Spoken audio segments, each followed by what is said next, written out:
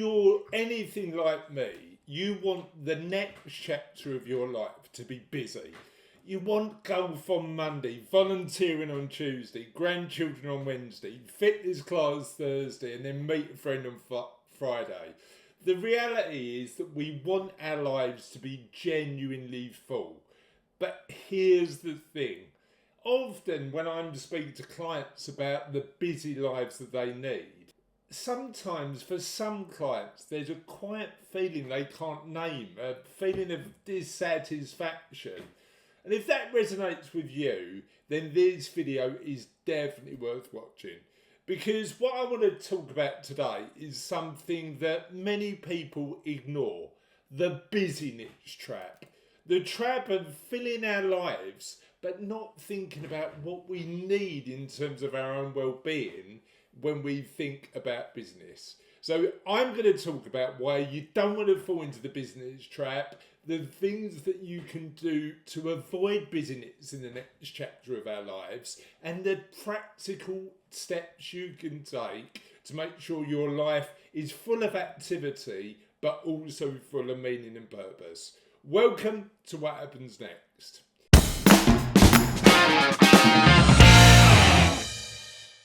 I remember about a year and a bit ago, I interviewed a great guy for the What Happens Next podcast, a guy called John Dunkley.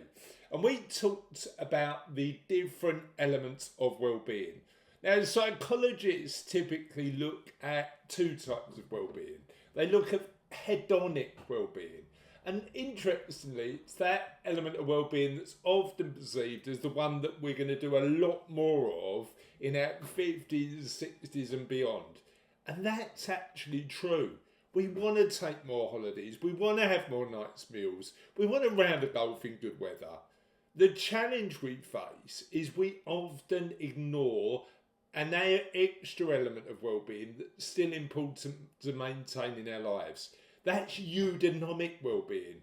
Now that word is Aristotelian. It comes from the ancient philosopher Aristotle, and it is something different. It's a sense of living in accordance with our values and capabilities. It's about contributing something that matters. It's being fully engaged with life, not just busy doing stuff we love.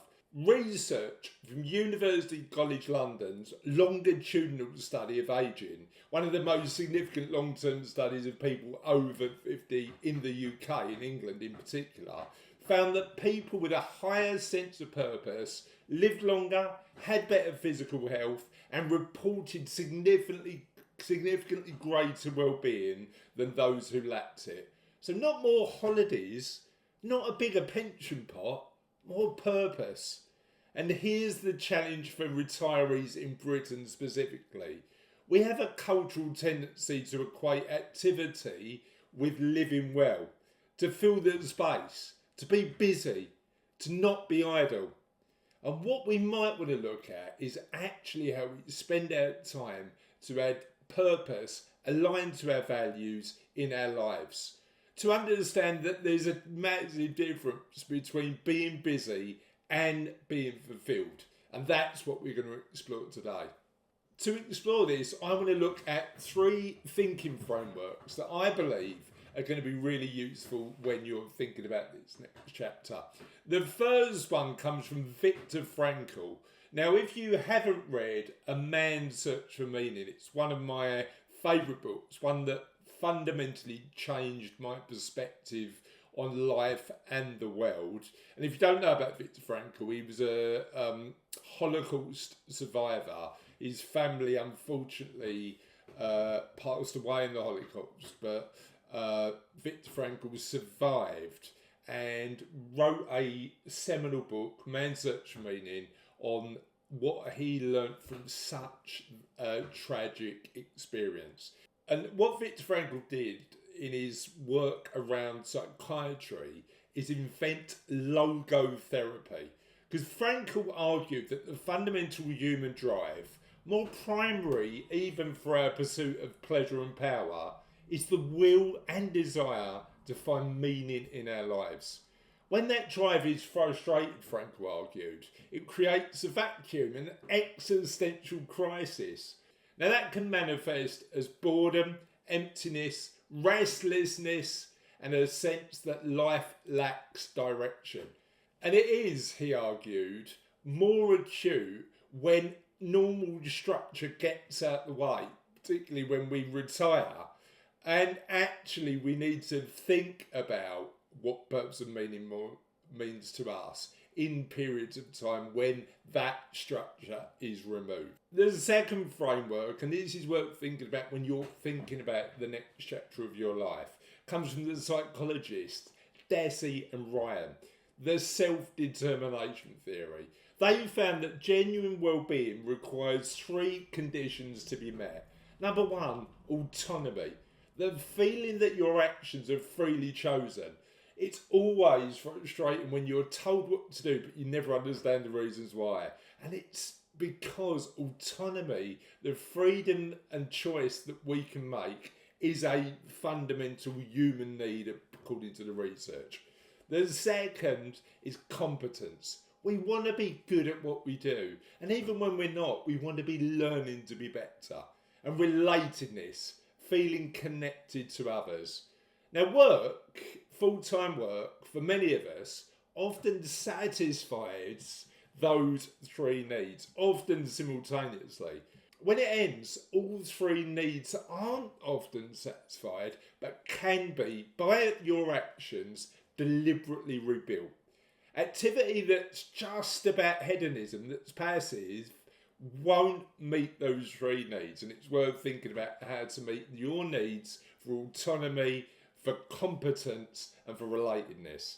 The third is ikigai, the Japanese concept that roughly translates as a reason for being. It sits at the intersection of 4 fundamentally really important questions. What do I love? What am I good at? What does the world need? And what can I contribute? The sweet spot is where those 4 overlap, and it's a genuinely useful map for working out what you want to do next. However, before we think about purpose, it may be worth spending some time thinking about what our values are. Not the values your career rewarded, or the values that sound impressive, the ones that really matter for you. And that for me starts with a question. When have you felt most alive and most like yourself? At what points have you regretted not doing something? If you could spend your remaining time on the planet doing anything with no financial constraint and no expectation, if you had all the money in the world and you knew nobody would laugh, what would you spend your time doing? Those questions are real thinkers. They're harder than they look.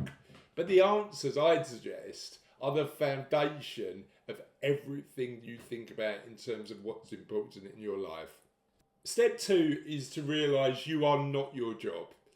What you actually do through your career matters. Not your job title, but the underlying purpose it served.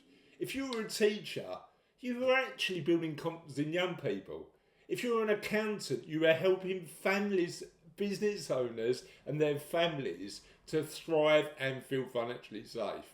The role ends, but the reason that you did the job actually doesn't need to. And step 3 is to look at your diary today and say, does this actual task meet my underlying purpose and values? Look at everything in your diary. For each item, ask, does this align with what I have said matters? And you won't get rid of all of those things immediately, but what it might allow you to do is think about the finite value of time and how you spend it importantly. And then I'd recommend finding your intersection. Use the ikigai model and look at where your skills, your passions and a need in the world overlap. This doesn't need to be some sort of grand ambition. It doesn't need to be global. It just has to be real for you. A small contribution you make that genuinely matters to you is worth a million more than something big, ambitious, grand that doesn't meet your internal need. And then I'd run a small experiment. Trying stuff out, seeing whether it actually feels right, and taking what we call those incremental, low-risk, low-cost actions to see whether it works for you is a really good practical step of making sure that you're building a What Happens Next life you truly love.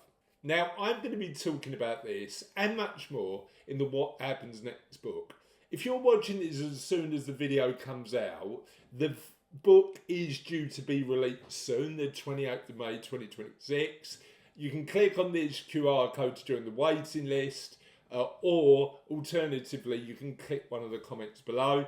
If it's after the 28th of May 2026, you'll be able to find the book at your publisher of choice, wherever you want to find it, typically on Amazon, and you can get the book today. My desire in writing the book was to help people like you navigate the next stage of their lives confidently, and I hope you get a lot out of the book. But before we leave, I want to leave you with a question, actually 3, and I want you to spend 10 minutes writing them down.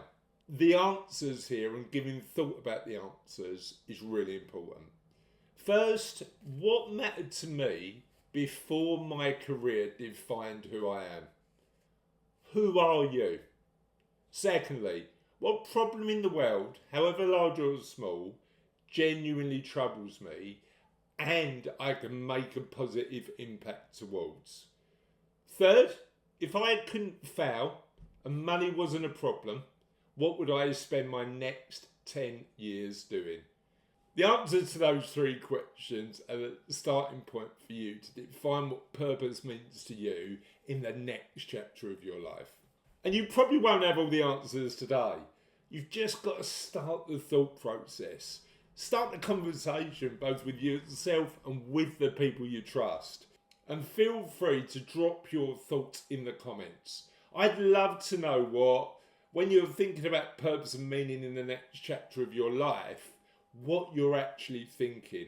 Please subscribe to the channel if you haven't already. I'd love for you to continue the conversation with me about the next chapter of your life. Now, in this video, I talk about bucket lists and why it still might be worth having one in retirement or whatever happens next to you, but why we've been told a bit of a porky about how powerful they are. And in this video, I talk to David Scarlett about life beyond 50 and rethinking what a rich life truly means. Hopefully that's useful. Have a lovely day, and we'll see you in the channel soon.